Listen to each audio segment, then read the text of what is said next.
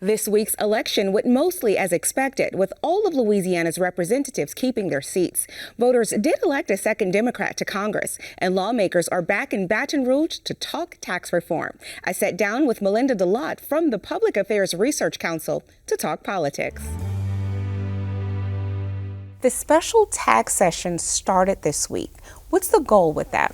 Right. So Governor Jeff Landry is trying to do sort of a wide-ranging tax reform that would essentially lower income tax rates and trade them for sales taxes. So we would charge sales taxes on more items in exchange for having a lower income tax rate overall. Also, he would get rid of a variety of tax credits and exemptions and various tax breaks on the books.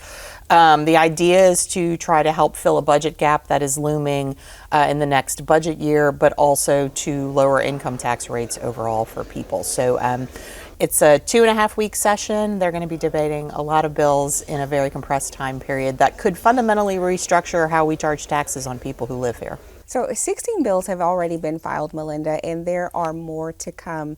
What do you think about that? Where are we? I think the original bills that got filed are already different than some drafts we had seen earlier. So I think what that indicates is you can expect a lot of debate, probably some substantial changes. And I think it's still a question mark about how much will get passed in this special session and if anything will sort of bleed over into the regular session that starts in April of 2025. Sure. You see a lot of support for the broad concepts of the legislation, but you see a lot of legislators who still have questions and want to know how the math works and how all the pieces fit together. So I do think, people should expect a lot of debate on that front and a lot more to come in terms of what the final versions of those bills will look like. Now, going into some of these election results, now, Cleo Fields, he actually won the 6th district. Right. So we have 6 congressional districts in Louisiana.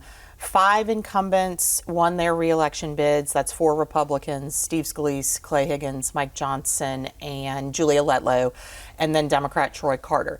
So the vacant seat that we had after the legislature redrew the districts was the seat that Cleo Fields won, the 6th congressional district that stretches from Baton Rouge up to Shreveport. It's now a second majority black district. Now, we actually might see some changes because I understand that the U.S. Supreme Court did agree to hear this in court, the lawsuit that's going on. Can you talk about that a bit with us? It doesn't appear that it will affect Senator Fields' ability to take his congressional seat and at least serve a 2-year term. But where that court case goes after that, what does that mean? We really don't know until the Supreme Court hears it. But it could mean that district gets redrawn again. Talk to us about the PSC in that seat. Right. So the Public Service Commission regulates utilities around Louisiana. It's a 5-member commission. And the seat that Senator Jean-Paul Cusson won is actually a swing seat. So it was very heavily watched in terms of was a Republican going to keep that seat or would it go to a Democrat? The Republican who previously held that seat didn't run for re-election, so it was an open seat. Cusson is a state senator. He was one of 3 candidates, and he won without needing a runoff. So that means the balance of power in the PSC will stay with Republicans. Amendment 1 passed, which will dedicate money from offshore energy to coastal restoration. And it seemed like it got strong support, Melinda. Now, what do you make of that? Right. So I believe that constitutional amendment, which was the only one on this ballot, got over 70% voter support.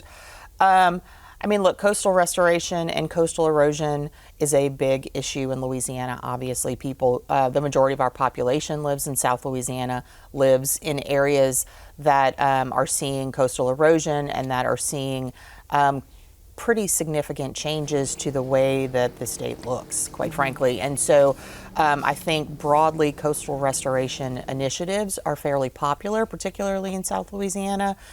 So it wasn't entirely a shock that amendment won so easily.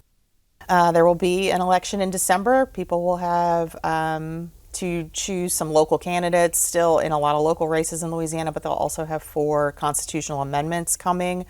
Meanwhile, the legislature is meeting at the Capitol, and everything they do there could actually impact how you pay taxes. So I think people should not, just kind of cocoon and forget about elections and the legislature, I think they should still be paying attention because politics is still happening in Louisiana.